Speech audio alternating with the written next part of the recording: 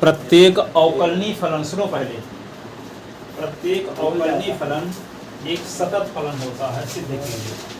एक थ्योरम है, प्रमेय।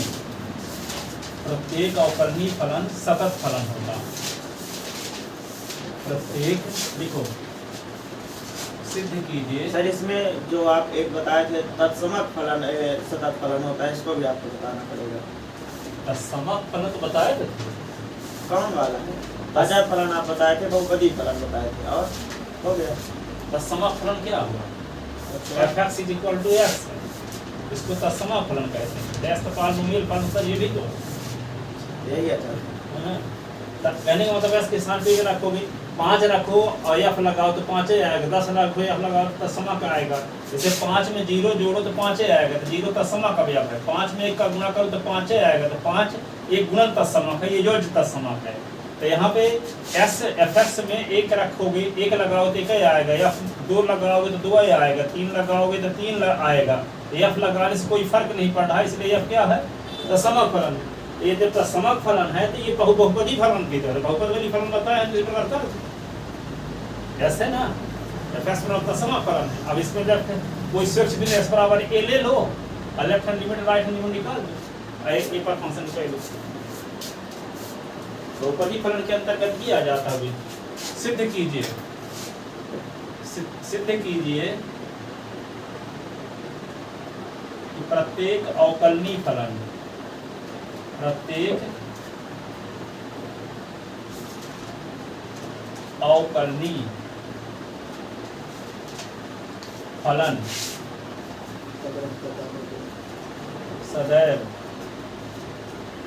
सतत होता।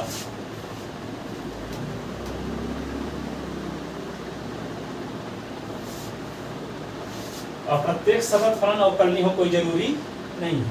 सिद्ध कीजिए प्रत्येक अवकलनीय फलन सदैव सतत फलन होता है या सतत होता है।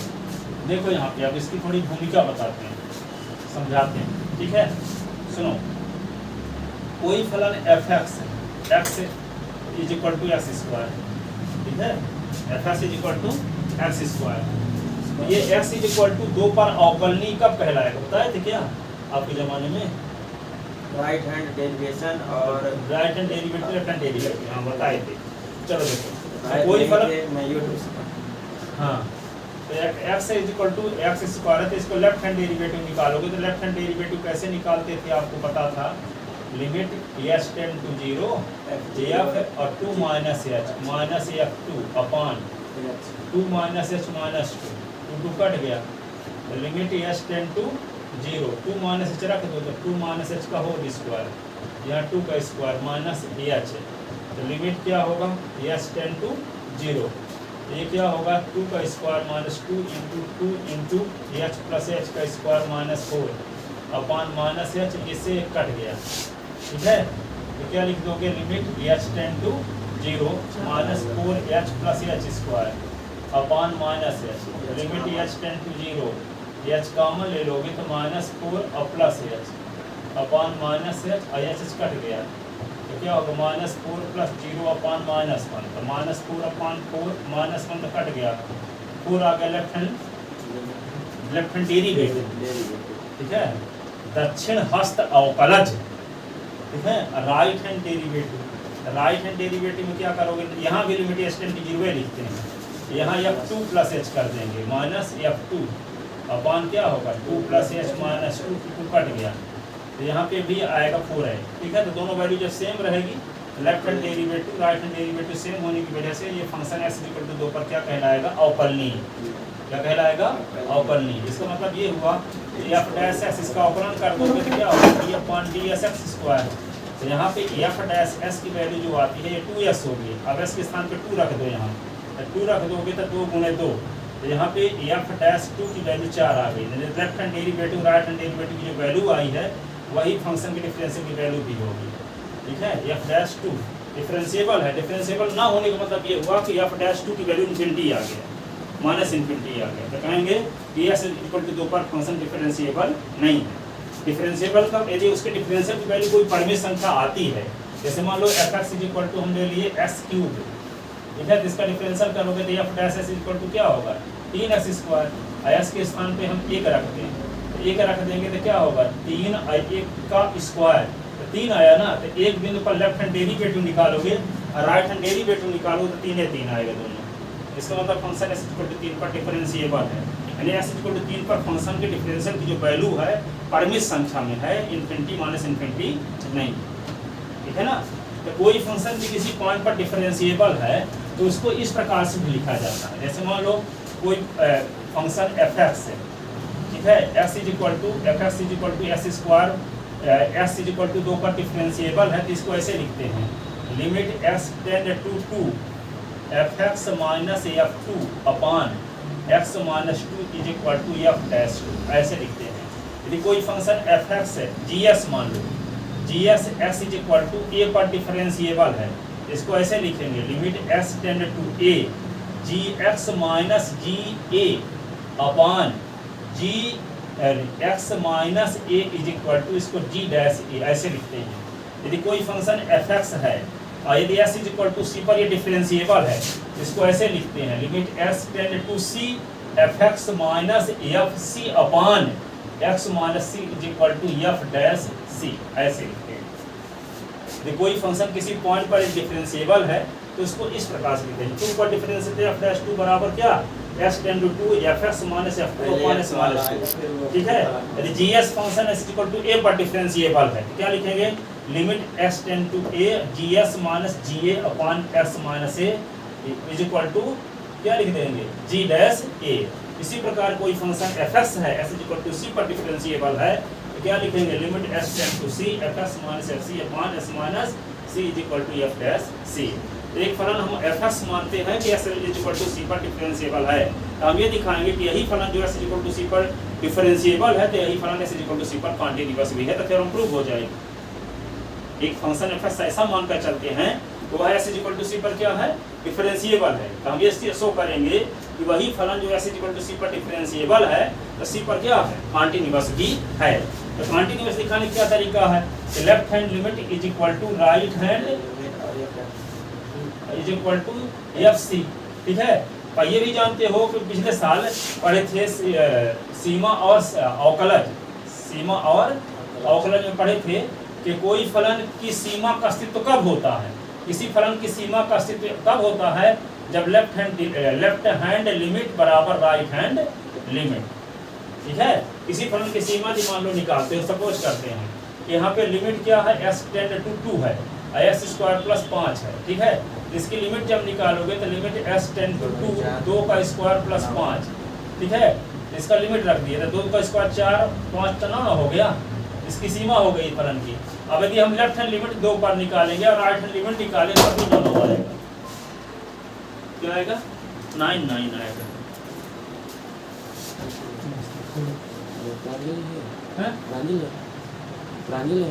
प्रांजल तो नहीं है, वो कहाँ पूछ रहे आप लोग, क्या कहाँ पूछ रहे हैं?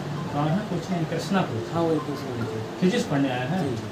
वहाँ पे जाओ सीधे जहाँ वो बोर्ड लगा है ना, सीधे चले जाओ, लास्ट वाली कमरे में ऊपर चले जाना सीढ़ी से।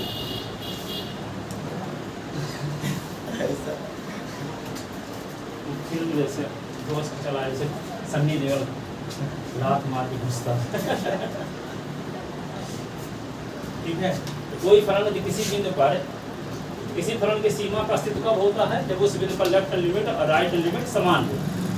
लेफ्ट लिमिट राइट लिमिट की वैल्यू 15 आ रही है तो फलन की सीमा भी 15 आएगी, फलन की सीमा भी 15। तो हम ये कह रहे हैं कि s=2 पर फलन की सीमा निकाले तो 9 आया ना, s=2 पर लेफ्ट लिमिट निकालेंगे तब भी 9 रहेगा। देखो लिमिट जैसे s टेंड टू क्या लिख दिया 2 माइनस, तो क्या लिखोगे यहाँ पे s² प्लस 5, और फिर अगले स्टेप में क्या लिखोगे s tend to 2 minus h, तो 2 माइनस h का होल स्क्वायर और प्लस 5, फिर क्या लिखेंगे लिमिट s टेंड टू 0, तो 2 माइनस h का स्क्वायर और प्लस 5, h के स्थान पे 0 तो 2 माइनस 0 का स्क्वायर प्लस 5, तो क्या है 4 प्लस 5 तो 9 आ रहा है कि नहीं आ रहा है। इसी प्रकार राइट लिमिट का मान भी आएगा, तो राइट लिमिट का मान और लेफ्ट लिमिट का मान जो आएगा दोनों समान रहता है तो वही फलन की लिमिट भी होती है। जो left hand limit right limit की वैल्यू रहेगी वही फलन की सीमा भी होती है, ठीक है।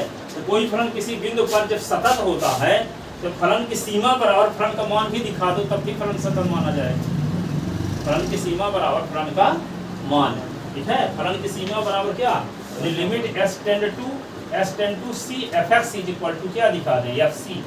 तो फलन क्या कहलाएगा, सतत कहलाएगा s इक्वल टू c का, क्योंकि लेफ्ट हैंड लिमिट और राइट हैंड लिमिट का मान फलन की सीमा के बराबर होता है। लेफ्ट हैंड लिमिट और राइट हैंड लिमिट का मान फलन की सीमा के बराबर होता है। तो हम किसी बिंदु पर फलन सतत है कि नहीं है ये चेक करने का क्या तरीका है, उस बिंदु पर फलन की सीमा निकाल दो और उस बिंदु पर फलन का मान। तो कभी कभी सीमा निकालने के लिए कोई तरीका नहीं है लगा सकते गुणनखंड विधि, ठीक है, परिमेयकरण की विधि जो पढ़े हो, प्रतिस्थापन भी नहीं लगा सकते, क्योंकि फलन का मान कई हिस्सों में दिया रहता है। s का मान 2 से बड़ा होने पर, s का मान 2 से छोटा होने पर, इसलिए हमको क्या निकालना पड़ता है, left hand limit right hand limit की मदद से फलन की सीमा निकालना पड़ता है। लेकिन वैसे यदि आप फलन की सीमा डायरेक्ट निकाल सको तो left hand limit right hand limit निकालने की जरूरत नहीं है। तो फलन की सीमा बराबर फलन का मान दिया गया तो फलन उस बिंदु पर क्या कहलाता है, सतत कहलाता है। तो हम एक फलन ऐसा मानेंगे fx s equal to c पर क्या है, अवकलनीय है, तो सिद्ध करेंगे s इक्वल टू c पर सतत भी है।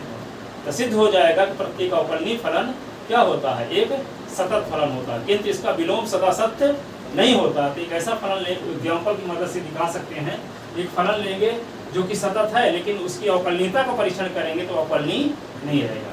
यहाँ लिख सकते हैं, सिद्ध कीजिए प्रत्येक अवकलनीय फलन सदैव सतत होता है किंतु इसका विलोम सदा सत्य नहीं होता। लिखो, किंतु इसका विलोम सदा सत्य नहीं होता। हाँ, किंतु इसका विलोम सदा सत्य नहीं होता। इसका विलोम सदा सत्य नहीं होता, किंतु इसका विलोम सदा सत्य नहीं होता, किंतु इसका विलोम सदा सत्य नहीं होता। अब देखते हैं इसको प्रूफ करते हैं। प्रूफ,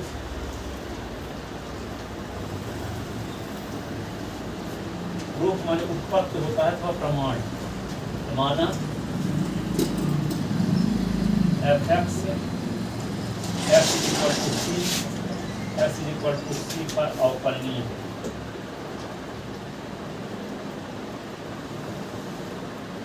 तब हमें सिद्ध करना है, तब हमें सिद्ध करना है fx s equal to c पर सतत, ठीक है। जब fx x equal to c पर अवकलनीय है, अवकलनीय है, तब हम जानते हैं, क्या जानते हैं, f limit x tend to c fx minus fc upon x minus c is equal to f dash c, f dash c। Equation first, f dash c, ठीक है। अब हम निम्न पर विचार करते हैं। अब हम निम्न पर विचार करते हैं। किस पर, limit s tend to c fx minus fc पर। इस पर विचार क्यों कर रहे हैं, क्योंकि इसको यदि हम 0 के बराबर दिखा देंगे ना तो क्या होगा, अभी हम लिखना नहीं है, limit s tend to c कर देंगे fx, और यहाँ क्या होगा, limit s tend to c fc is equal to 0। तो यहाँ पे क्या आ जाएगा, limit s tend to c, अभी लिखना ना इसको fx, इसको उस साइड में ले जाओ, तो limit s tend to c fc। अब s के स्थान पे c रखना है तो x किसमें है नहीं, इसका मान जैसे मान लो लिमिट लिखा है s टेंड टू 30 और 27 लिखा है, इसका मान 27 है ना लिख देते हैं, यहाँ पे क्या हो जाएगा, fc ना आ जाएगा। तो यहाँ फलन एफ एक्स की एक्स बराबर सी पर सीमा आ गया और ये फलन का एक्स बराबर सी पर मान आ गया। तो फलन की सीमा और फलन का मान आ गया, इसका मतलब ये फलन एक्स बराबर सी पर सतत है। ठीक है, इसलिए हम इस पर विचार कर रहे हैं कि इसका मान किसी तरह से जीरो दिखा दें।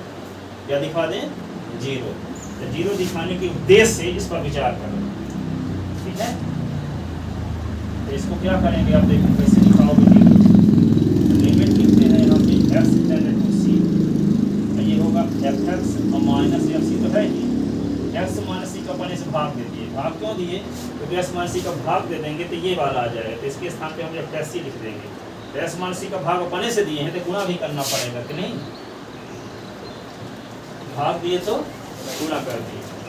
ठीक है, अब इसी को क्या लिख सकते हैं? Limit x tend to c f x minus f c upon क्या होगा? एक्स माइनस सी, इसमें अलग से लिमिट लगा दो, X tend to C X minus सी।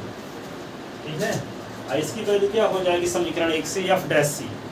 समीकरण 1 से क्या हो जाएगा? ये एफ डैश सी, एफ डैश सी हो जाएगा समीकरण 1 से।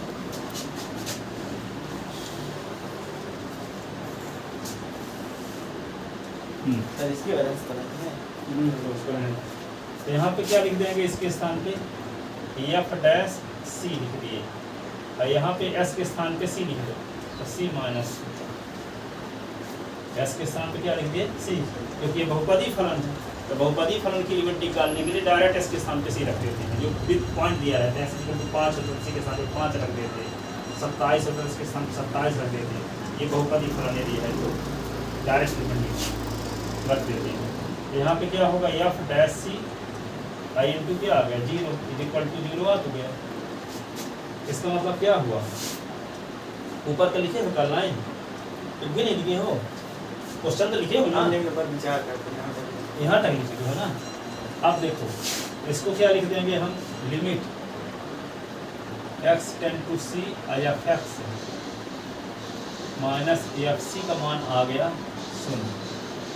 इसका मतलब अलग अलग लिमिट लगाते हैं। Limit x tend to c f x minus limit x tend to c f c is equal to 0। Limit x tend to c f x is equal to limit x tend to c f c. और s के स्थान पे c रखना है, तो limit x tend to c f x, ये क्या होगा? F c. इसका मतलब एक्स बराबर सी पर फलन की सीमा बराबर एक्स बराबर सी पर फलन का मान।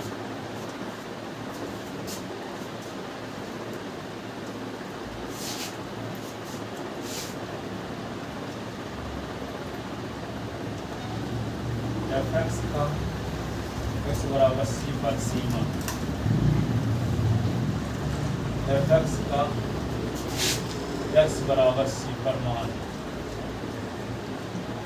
सी पर मान, जिसका अर्थ है, जिसका अर्थ है कि F X x is equal to C पर सतत।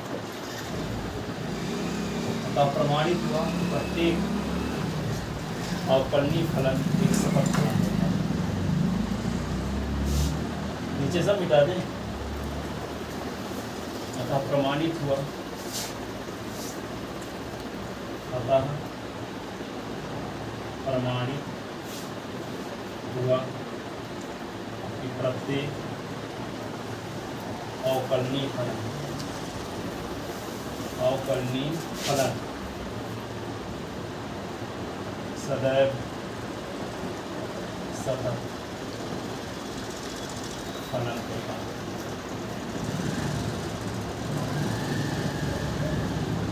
अब हमें सिद्ध करना है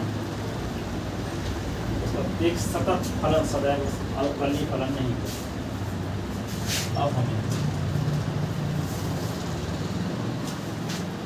अब हमें सिद्ध करना है कि इसका विलोम सदा सत्य नहीं होता। इसका विलोम सदा सत्य नहीं होगा। अब हमें सिद्ध करना है कि इसका विलोम सदा सत्य नहीं होगा।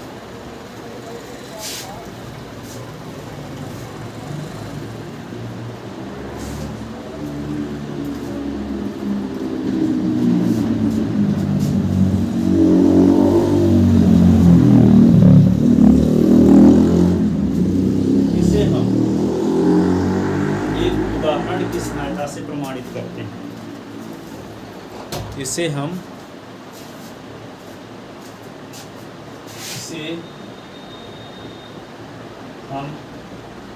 एक उदाहरण की सहायता से प्रमाणित करते हैं। इसे हम एक उदाहरण की सहायता से प्रमाणित करते हैं। fx is equal to mod of x, s is equal to 0 पर सतत,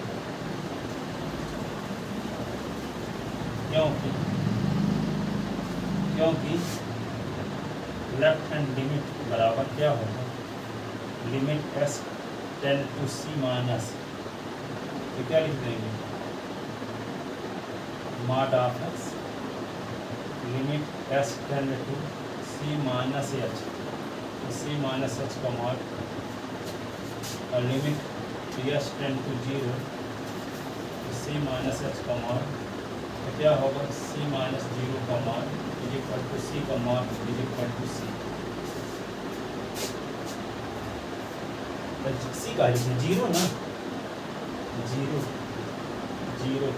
0 माइनस 0 माइनस, तो क्या होगा, 0 माइनस इसके साथ 0 माइनस 0, तो 0 और 0 का मॉड 0,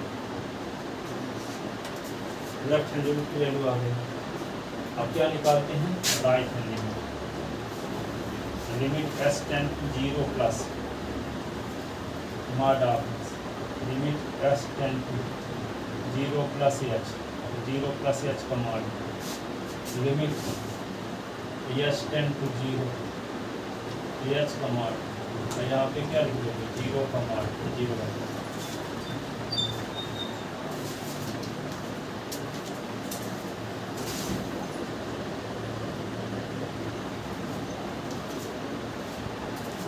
अब यहाँ पे at s is equal to 0 का fx इज इक्वल टू क्या, mod of x implied f0 is equal to 0 का mod, implied f0 is equal to 0 का मॉड 0 होता है। लेफ्ट हैंड लिमिट की वैल्यू, राइट हैंड लिमिट की value, function की value तीनों सेम है कि नहीं, है सेम, इसलिए fx is equal to mod of x क्या होगा, सतत फलन होगा, चूँकि limit s tend to 0 minus mod of x, limit s tend to 0 और plus mod of x is equal to,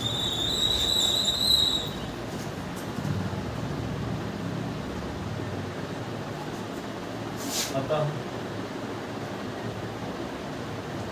0 बराबर 0 बराबर 0, अतः fx is equal to mod of x, s is equal to 0 पर सतत है।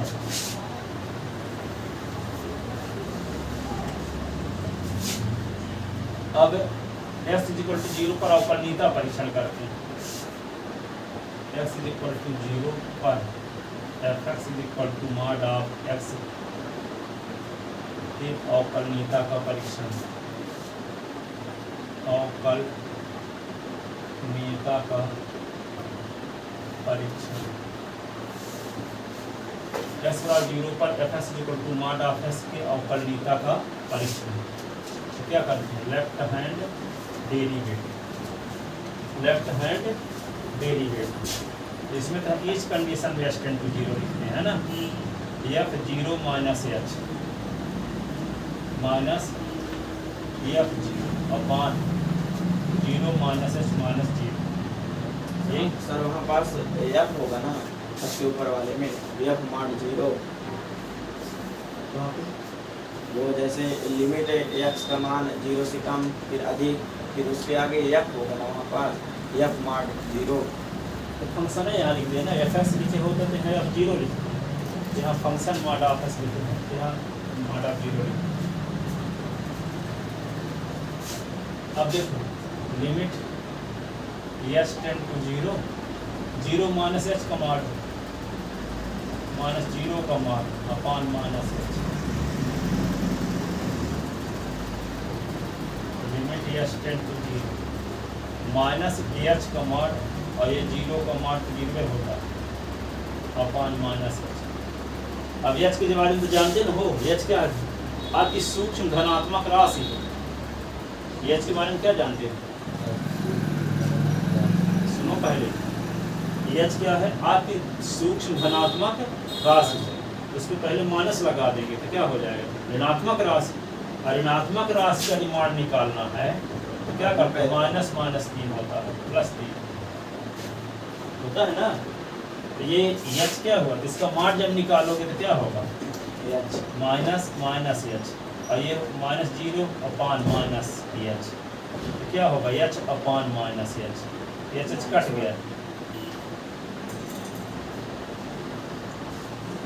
लिमिट एच टेंड टू 0 लिखते जाओगे, limit H tend to 0 h upon minus h, काट दो पहले भैनिश गुणनखंड काटने के बाद लिमिट रखते हैं, नहीं तो 0 अपॉन 0 लिख दोगे तो नॉन डिफाइंड आ जाएगा, पढ़े थे ना पिछले साल गुणनखंड विधि में। तो लिमिट एच टेंड टू 0 ये -1, ये -1 रहेगा, -1।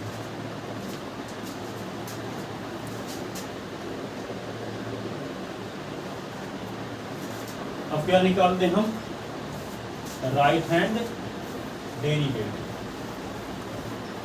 राइट हैंड डेरिवेटिव जब निकालते हैं तो क्या आएगा, right hand derivative limit H tend to 0 f 0 plus h minus f 0 upon 0 plus h minus 0 limit H tend to 0, यहाँ पे क्या होगा 0 प्लस एच का मॉड 0 का mod upon H, limit H tend to 0 H का mod minus 0 upon H. H क्या है अति सूक्ष्म धनात्मक राशि, तो धनात्मक राशि का मॉड क्या होता है, धनात्मक राशि का मॉड वही ना होगा, मॉड हट जाएगा, लिमिट एच टेंड टू 0, ये क्या आ गया 1, ये 1 आ गया। राइट हैंड डेरिवेटिव वैल्यू 1 और लेफ्ट हैंड डेरिवेटिव वैल्यू -1, दोनों वैल्यू सेम नहीं, अवकलनीय नहीं है, सतत तो है लेकिन अवकलनीय नहीं है।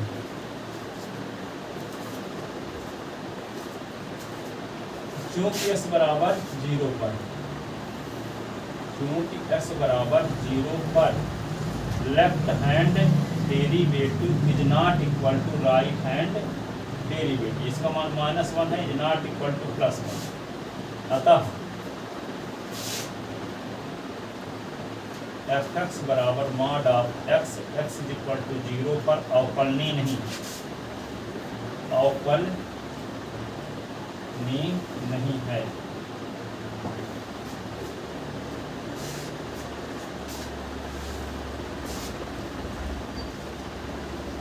ठीक है, इस प्रकार प्रमाणित हुआ।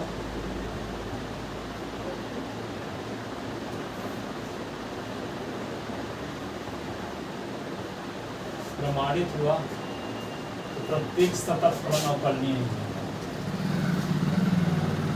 प्रत्येक सतत फलन अवकलनीय नहीं होता, जबकि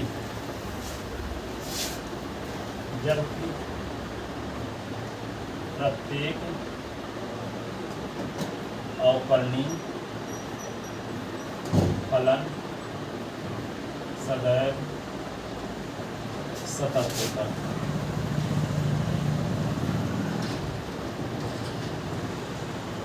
इस प्रकार प्रमाणित हुआ कि प्रत्येक सतत फलन अवकलनीय नहीं होता, जबकि प्रत्येक अवकलनीय फलन सदैव सतत होता है। ठीक है ना। ये पहले पीएससी फर्स्ट ईयर में से करते थे, कल किताब खोले तो दिया था प्रत्येक सतत फलन अवकलनीय CRT में। हाँ, पहले हम ऐसे इक्वल टू एक पॉइंट से सीधे करते थे हमेशा, इसमें सी दिया तो सी ऐसे कर दिए CRT। उससे क्या कहा चाहिए चाहिए। हाँ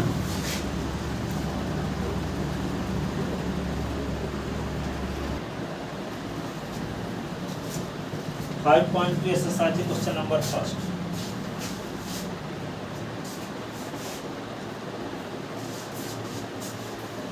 क्वेश्चन नंबर फर्स्ट ये है 5.2 differentiating with respect to x. Question ये है साइन एक्स स्क्वायर प्लस 5। अब आपको मजाक लगेंगे क्वेश्चन, ठीक है। इसका डिफरेंशियल करना है इसके रिस्पेक्ट तो क्या करेंगे, let y is equal to माना y इज इक्वल टू क्या लिखेंगे, साइन एक्स स्क्वायर प्लस 5। तो s के सापेक्ष अवकलन करने का इसको क्या कर दो, पहले थोड़ा सा पुट करो, जहाँ एक ही बार पुट करने की जरूरत है पुट करके ही लगाओ तो अच्छा रहेगा। अब यहाँ लाग लाग लाग में 15 बार कौन पुट करेगा। एक्स स्क्वायर प्लस 5 को क्या मान लिया टी, तो y इज इक्वल टू क्या होगा साइन टी। तो डी बार एस के सापेक्ष अवकलन करने का, एस के सापेक्ष अवकलन करने का तो D Y upon D S और D upon D S sine T, यही ना। अब इसका अवकलन करने के लिए टी का फलन है तो डी अपॉन डी टी होना जरूरी है ना। तो डी अपॉन डी टी कर दो तो d t upon D s भी करना पड़ेगा। अब ये क्या होगा, d Y upon D s. तो डी साइन टी का अवकलन क्या होता है, कास टी। कास टी और D upon D s t, दो और टी की वैल्यू रखो, एक्स स्क्वायर प्लस 5, जिसके जैसे बोलते हैं थीटा के स्थान पे जो होता है उसका फिक्स एक्स स्क्वायर प्लस 5 का फिक्स d Y upon D S और कास टी की वैल्यू रख दो एक्स स्क्वायर प्लस 5। अब इसका डिफरेंशियल अलग अलग करोगे, D upon D S x square, D upon D S 5। अब एक्स स्क्वायर का अवकलन 2s और 5 का अवकलन 0। एक्स स्क्वायर का अवकलन क्या होगा 2x 5 का 0 तो D Y upon D s बराबर क्या आ गया, cos एक्स स्क्वायर प्लस 5 और ये होगा 2s प्लस 0। 2s पहले लिख दो तो D Y upon D s 2x और ये cos एक्स स्क्वायर प्लस 5, यही आंसर है।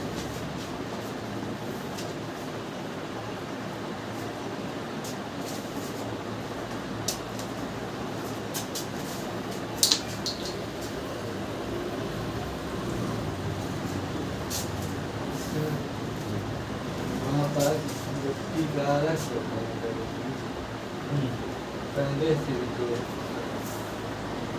यहाँ पे साइन डी के बाद लिख रहा है D t upon D s, तो उसको बदलने के बाद यहाँ टी के स्थान पे एक्स स्क्वायर प्लस, जैसे मान लो अब डायरेक्ट ही बताया थी आप लोगों को कि साइन से कास से हो जाएगा, इसके स्थान पे जो रहेगा उसका फिर से होता है। ठीक है, जब एक एक क्वेश्चन एक स्टेप बाद ही दिया गया है तो आपको फिर करता है कि इसको बताओ कि टी का होता क्या है दोबारा एक्स स्क्वायर प्लस 5।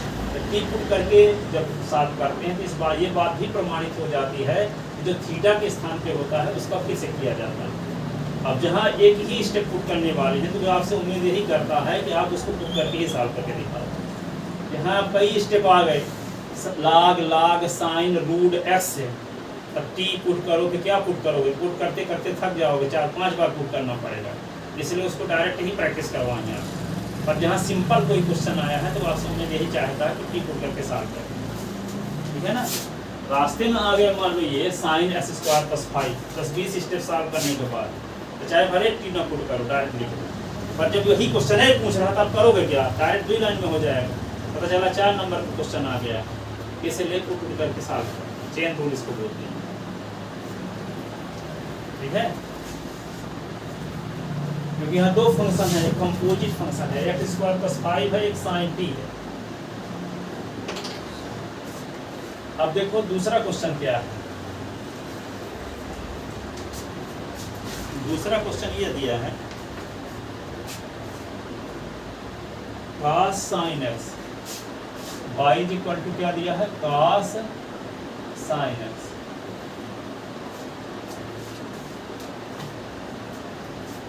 तो खुद क्या करोगे यहाँ पे,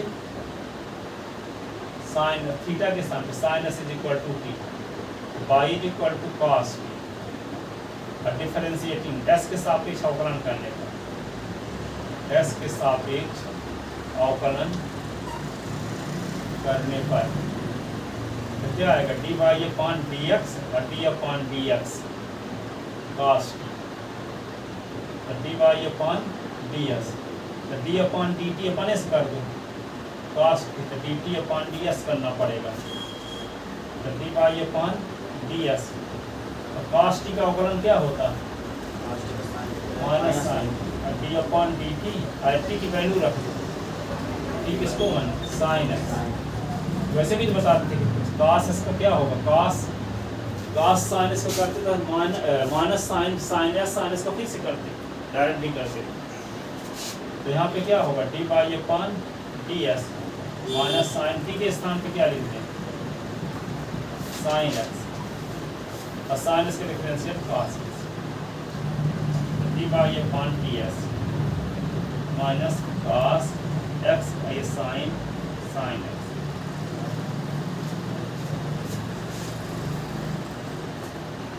ये cos x अलग है और sin s अलग है, इसलिए cos s को पहले लिख दिया है। यही आंसर हो।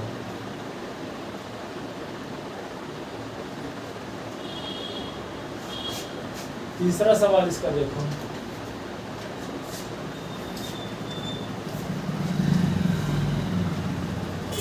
Sign ax plus b,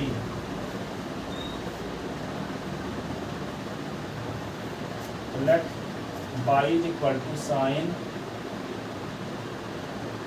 as plus b, put as plus b is equal to b, y is equal to क्या लिखोगे, sin t, y is equal to sin t, s के सापेक्ष अवकलन करने,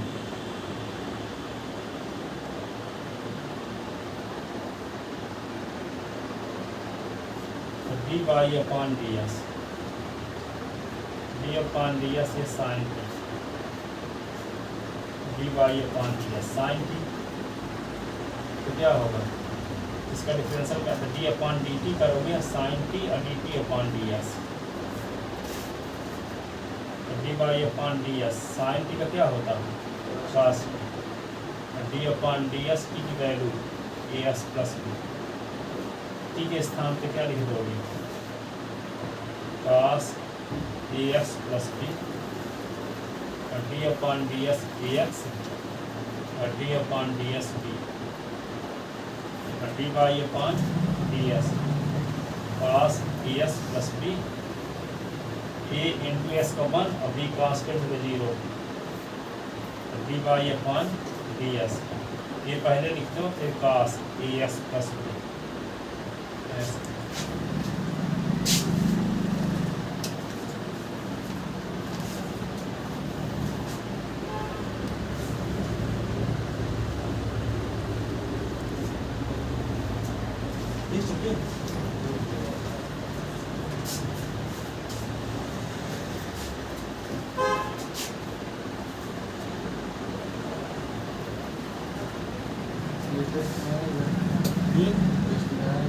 हाँ सर,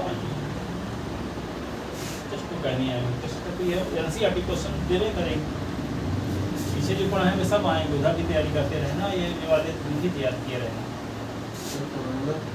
और उनका सब पढ़े रहना। एक रहेगा कोई फर्स्ट प्रिंसिपल से सिर्फ tan रूट x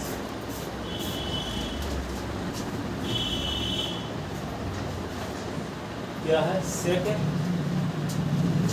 थीटा में tan रूट एक्स माना y बराबर सेक tan रूट एक्स। तो पुट tan रूट एक्स को क्या मान लिए t, y is equal to क्या होगा sec t, y is equal to sec t। s के सापेक्ष अवकलन करने पर dy अपॉन dx और d upon dx sec t, dy upon dx d upon dt करो तो ये सेक t होगा और dt अपॉन ds करो। सेक t का डिफरेंशियल क्या होता है sec x tan x। Sec t tan t, क्या लिख दोगे सेक t और tan t और d अपॉन ds t के स्थान पे क्या लिख दोगे tan रूट x और dy अपॉन ds। सेक और t के स्थान पे क्या लिख दोगे tan रूट x, tan और tan रूट x और tan रूट x के differential sec square root s का फिक्स है। अब यहाँ के इसी कुछ ना कुछ करेंगे 1/2 root s dy upon ds sec ये होगा tan रूट s, tan ये होगा tan root s sec square root s का क्या होता है 1/2 रूट s। ठीक है dy upon dx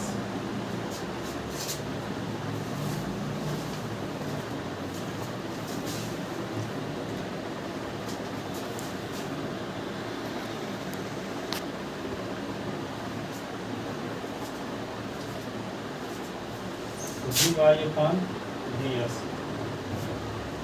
sec tan root x tan root x sec square root x upon root x।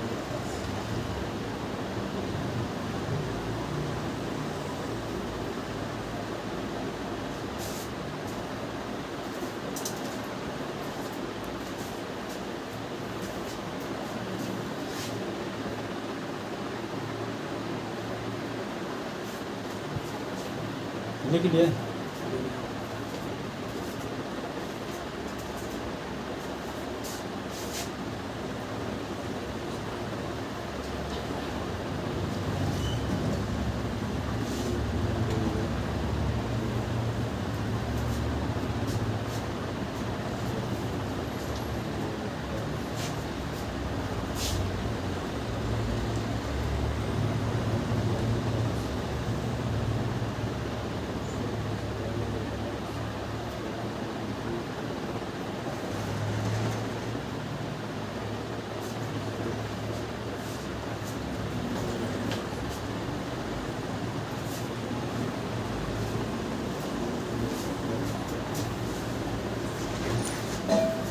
पाँच नंबर सवाल ये है sine A S plus B upon cos C S plus D माना Y बराबर sine A X plus B cos C S plus D. दो फलों को भाग फल आ गए। दो फलों के भाग फल के अवकलन क्या सूत्र है हर गुणे अंश का अवकलन माइनस अंश गुणे हर का अवकलन बटे हर का वर्ग s के सापेक्ष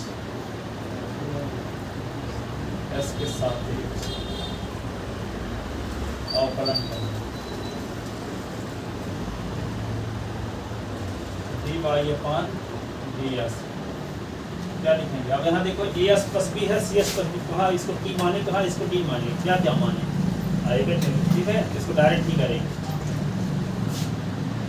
कॉमन सेंस अपन समझ सकते हो इसको कब करना जरूरी है तो कब करें कब ना करें। यहाँ पे हर गुणे क्या लिखोगे ना पहले cos cs प्लस डी हर गुणे अंश का अपना एस प्लस बी, फिर माइनस अंश गुणे हर का अपना,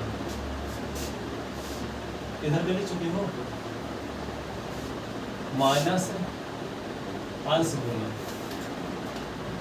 ए एक्स प्लस बी हर का अपना, फिर cos C S plus B upon हर का वर्ग cos C S plus B ये स्क्वायर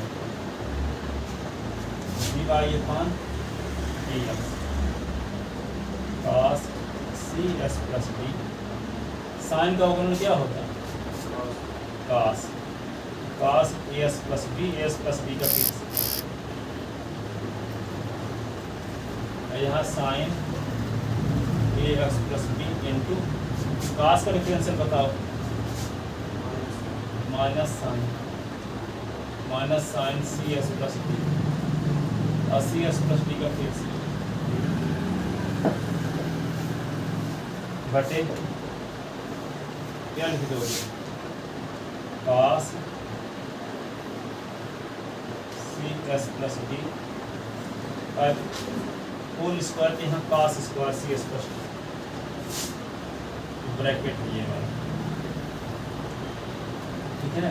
अब क्या करोगे इसको d pi upon D S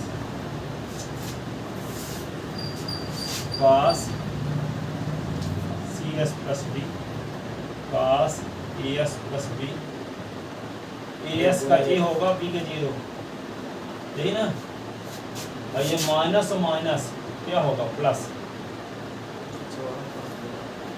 ये माइनस लगा है, यहाँ माइनस और आ गया था, तो ये माइनस और माइनस मिलके क्या हो गया प्लस, साइन क्या लिखो ए एक्स प्लस बी साइन सी एक्स प्लस बी, और सी एक्स का सी और डी का जीरो, सी यहाँ लिख दिए, ठीक है। अब ये अब यहीं लिखे देते हैं, यहाँ लिख देंगे तो लगेंगे थीटा के स्थान पे, ये भी ऐसे अलग है, इसमें कर देते हैं अगली line cos square C S plus B D Y upon D S, ये होगा cos C S plus B cos A S plus B plus C और sine A S plus B sine C S plus B upon cos square C S plus B, यही answer. अब आगे से कुछ नहीं किया जा सकता।